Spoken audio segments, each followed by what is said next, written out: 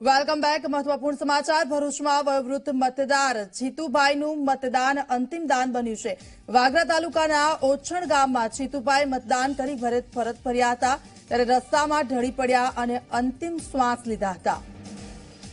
વાગરા તાલુકાની ઓછણ ગામની આ ઘટના છે. વધુ વિગતે વાત કરવા સંવાદદાતા ભરત ચુડાસમા આપણી સાથે ફોન લાઈન પર જોડાઈ ગયા છે. ભરત, શું વિગતો પ્રાપ્ત થઈ રહી છે? ખૂબ જ દુઃખદ ઘટના બની કહેવાય.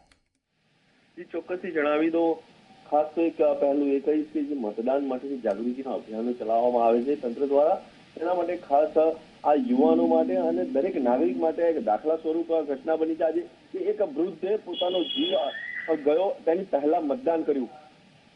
વાગરા તાલુકાના ઓછણ ગામની આ ઘટના છે. ગામના વયોવૃદ્ધ જે જીતુભાઈ જે મતદાન કરવા ગયા હતા અને મતદાન કરીને જયારે પરત ફરી રહ્યા હતા ત્યારે તેઓએ રસ્તામાં જ ઢળી પડ્યા અને ત્યાં તેઓનું મોત નીકળ્યું. ફરજ પરના જે તેમને સારવાર માટે તાત્કાલિક સ્થાનિક હોસ્પિટલમાં ખસેડાયા, પણ ત્યાં ડોક્ટરોએ તેઓને મૃત જાહેર કર્યા હતા. એક આ ખરેખર સારી વાત કહેવાય અને દુઃખદ વાત પણ કહેવાય કે વૃદ્ધે આખરે દેશ માટે અને સમાજ માટે એક સારું ઉદાહરણ પૂરું પાડ્યું છે.